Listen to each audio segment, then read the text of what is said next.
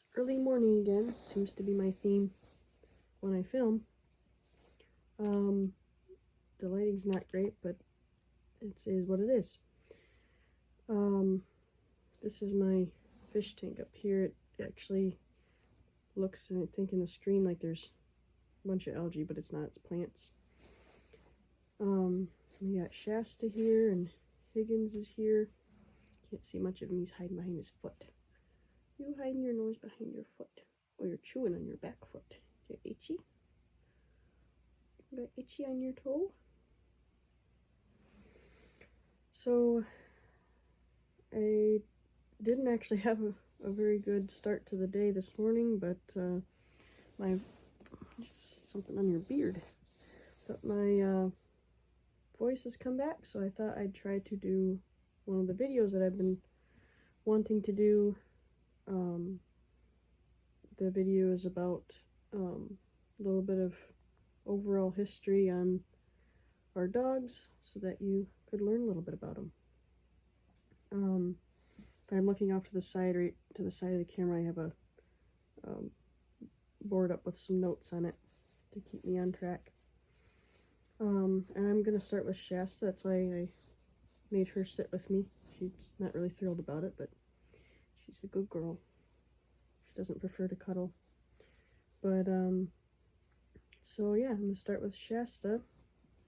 So I wrote down some, kind of like questions for myself, I guess, just to keep me kind of on topic.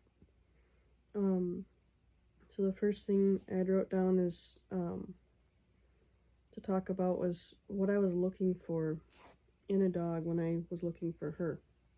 And the main thing was I was just looking for an all-around dog at the time to just be able to do literally anything with me. I was looking for, specifically, I was looking for a dog to dabble in some dog showing, and largely I was looking for a dog to train and trial and obedience, and a dog that could help me a bit with, yes, thank you, and there's an alert, thank you, Shaz. A dog that could help me a bit with my dog training that I was doing at the time. So that's what I was kind of looking for in a dog. I knew that it had to be a dog that could do many different things, and I knew that I wanted a dog that was really good with kids, because I had a little nephew at the time and a little niece coming, it turned out. So I knew I wanted a dog that was going to be really good with kids. And so the next thing I had is key points as to why I chose this breed. That's actually really interesting, because I would have never chosen a Schnauzer. You're leaning really funny in the camera, girl. Here, pick you up a little. There you go. Now you look better. So I would have never picked a Schnauzer. But I did the same protocol that I do for picking any dog, which I explained in a 2-part video series before this. If you want to know about that, you can go watch that. So I went through my books and everything, did that whole thing of looking for a dog like I explained on those videos, and I was really surprised because the standard Schnauzer breed came up, and I had never considered looking at a standard Schnauzer. I'd never looked really at a bearded breed. I've never really been drawn to that. But they were fitting everything I was looking for. They're a breed that is was literally bred to do many different jobs. They're kind of an all-around farm dog.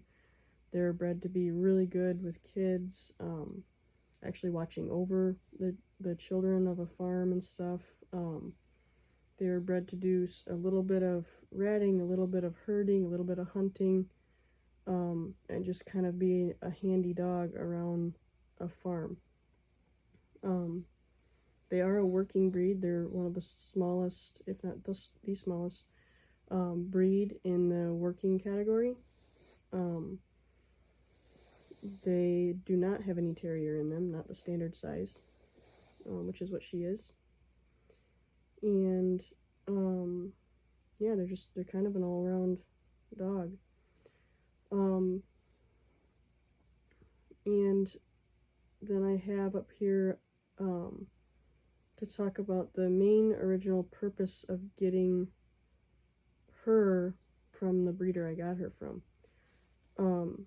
So like I said, the main points was I wanted to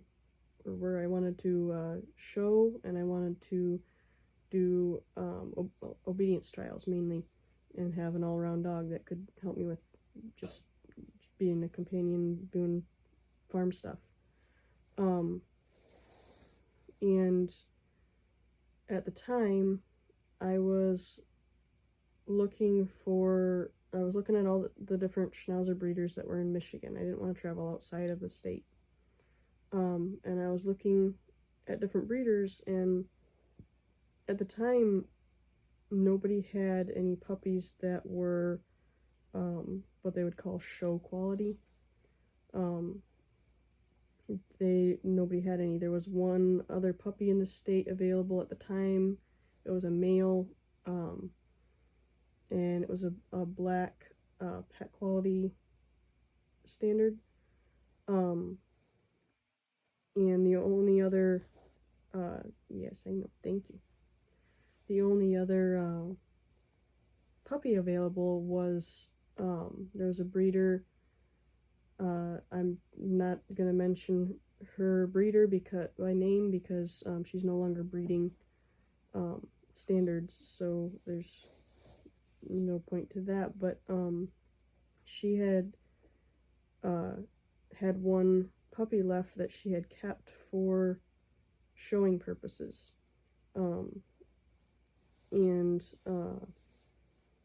after talking with her a few times and stuff, the breeder and I decided that she was okay with me getting Shasta if I would also show her.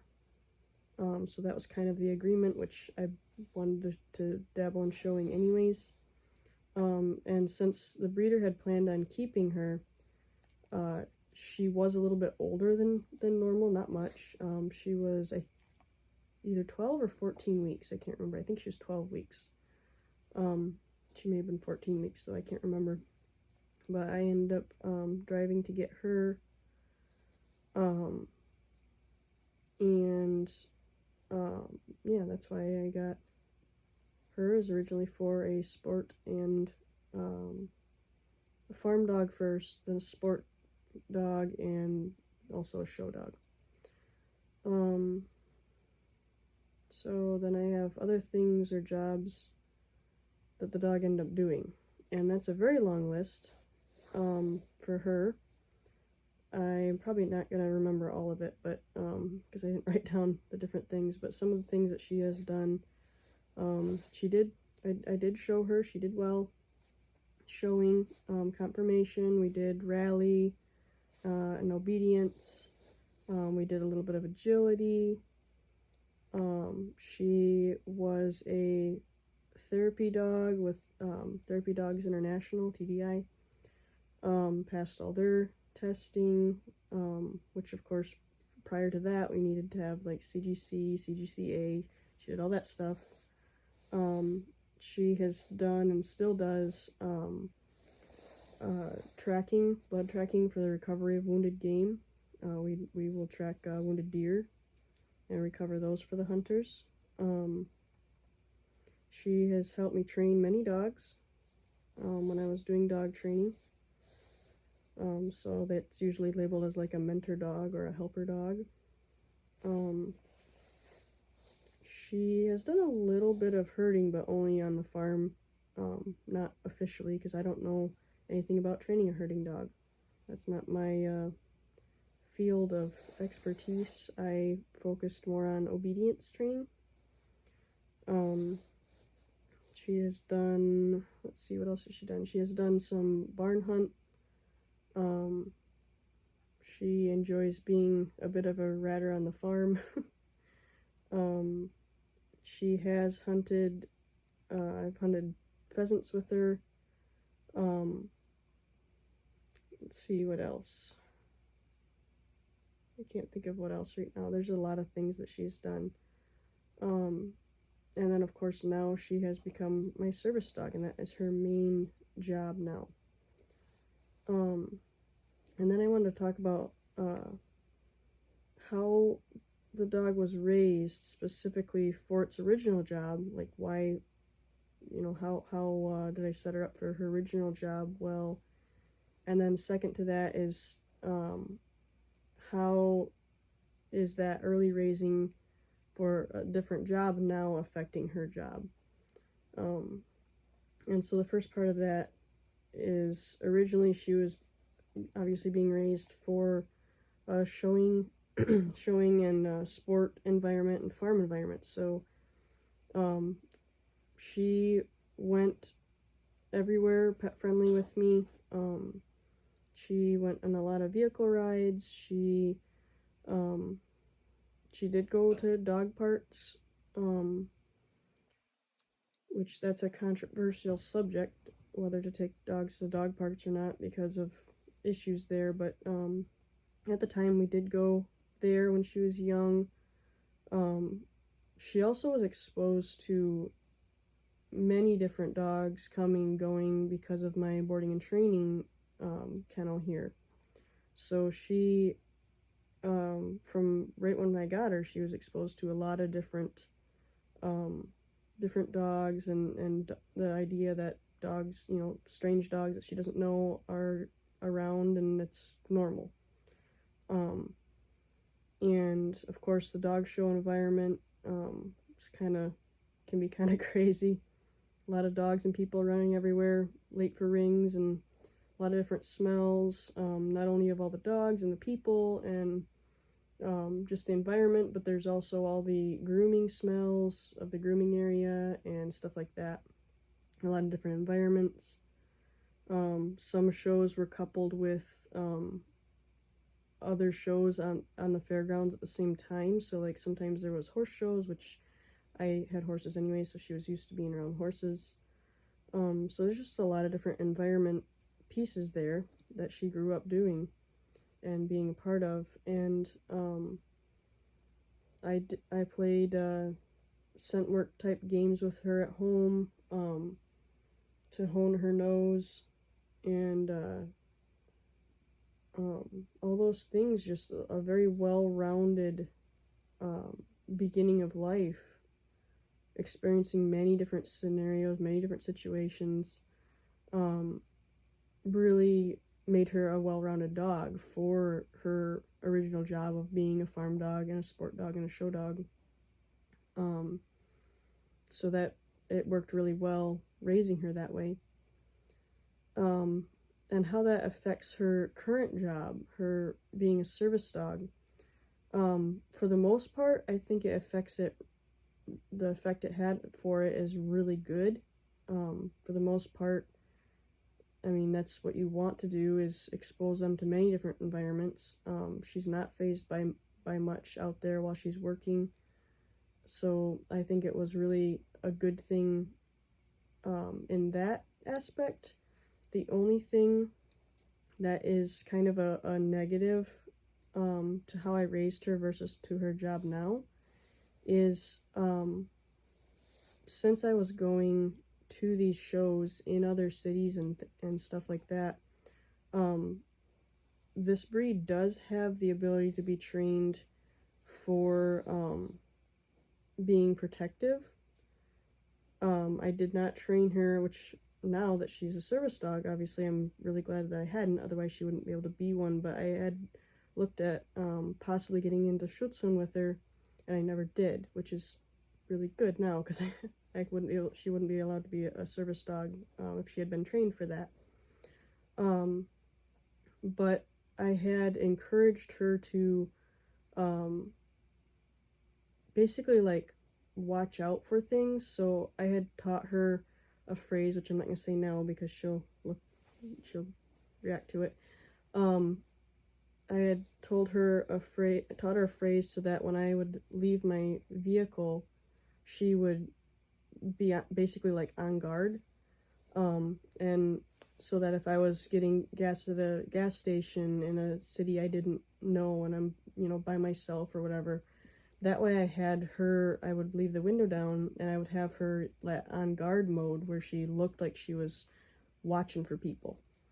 And I'd have the open window right behind me at the gas station right there, so she would and probably would have jumped out of the window had she needed to help me. If I had gotten anybody being, aggressive or coming up or whatever. I had trained her not to jump out for any other reason, so there was a lot of training gone into this. And yes, I know you have a owie on your foot. She's licking her foot where she has a little spot left from her foot being sore this past week. That's why we haven't done any videos of training out and about with Higgins this last week, because she has been limping, so she hasn't been working outside of the house, and it's just her choice to work inside the house because she had gotten like a spine or something in her foot, and we were treating that, and so she was on sick leave. But she's doing much better now. There's just a little red spot left there, and so she's just licking it, helping it to heal. So yeah, I gotta figure out where I was. Oh yeah, her protective. So that's the only thing that I'm really wishing I hadn't encouraged in her, because now I've had to do a lot of training to undo that, because as a service dog she can't be that way. So it takes a lot of consistent keeping up in training, and to be fair, it's not anything bad about her, because it's something I had trained and encouraged before, but now I'm having to basically like untrain. So that is the only thing that's really a negative from how she was raised to for the jobs before versus how that raising affects her job now. Everything else was a positive, I would say, other than that one piece. So yeah, key point, I just wanted to talk about key points that in that raising that made the biggest impact, both positive and negative, and I think I basically just went over that. Obviously the biggest negative was teaching her that like guarding move, which it did come in handy at one time, so there was that. But anyways, so it's that's basically the biggest negative point, I think, in how I raised her versus to her job now, is having to untrain that. The biggest positive I would say is her having gotten out in so many different environments as a puppy. All the different things she was exposed to, having her out there with me working in the boarding and training kennel almost every day as a young dog, I think was super beneficial. Gave her a very good dog education. So yeah, I think those are the biggest positive points. And then the last thing I wanted to touch on was, would I get this breed again? Which is a hard question, but I don't think I would. As good as she is, and I can't get by without her right now at all. She really saves me and keeps me safe a lot of times. As an example, yesterday my husband and I were on a walk with our dogs, and we were just standing out on the property a little ways from the house, letting Pistol and Higgins play, and I didn't feel any change in me, and Shasta came running up and did a jump alert, which means I have to get somewhere immediately because my legs are going to go out. And so we immediately started for home and got all the way to the driveway before my legs went out, so that was good because we were almost in and it was easier to get me in and get me to my chair. But without her alerts like that, I would randomly fall, and right now our road's pretty icy, so that could be a danger. So yeah, as good as she is like that, where how she knows those things is amazing to me. And she does her job very well. But as good as she is like that, I don't think I would own the breed again, just because it's not the pieces of, there's pieces of the breed that don't fit my lifestyle anymore. Like I said, she did fit exactly what I was looking for in a dog when I was first getting her. I'm getting a little glitchy, so I'm sorry if it's halting. We can wrap this up. But anyways, so yeah, she fit in really good then. Now with needing a service dog and not so much a dog for helping to train other dogs, not a dog for showing that kind of stuff, not a dog for all the different jobs she did. Now this breed isn't the best fit for me, hence why I got Higgins, which will be a different video. Yes, I know, Shaz, I know. I gotta go. Alright, but anyways, yeah, I probably won't own another Schnauzer, even though this one is a phenomenal dog. But per her and per how I'm feeling, I gotta go. So hopefully that was just a nice video for you to get to know her, a little bit about her. I know it was kind of really on the, generalized end of it. She has done so much in her life that I would really have to sit down and do a very long video if I was going to talk about all of it. But she has been very successful in almost everything she has tried to do. She's a really good dog and very praise-driven. She likes to please me, so it helps her to be able to learn a lot of different jobs. You're a good girl. So yeah, she will be 9 years old in April this year. So she's getting up there, which is why I had to get another dog. But the standard Schnauzer's average lifespan is 14 to 16 years. So hopefully she'll have almost as many years left as she's already had. And